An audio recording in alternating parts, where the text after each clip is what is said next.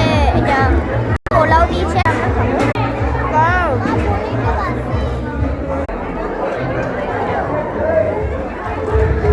আমাদের পোলাও, এদিকে আমাদের স্যালাড, মাটন। পোলাও আর মাটনটা খেতে কিন্তু সেরা ছিল। আমাদের চলে এলো কলাকান, পাঁপড়, চাটনি। যেন আমাদের মিষ্টি চলে এলো। আমাদের এদিকে দুটো মিষ্টি হয়ে আছে।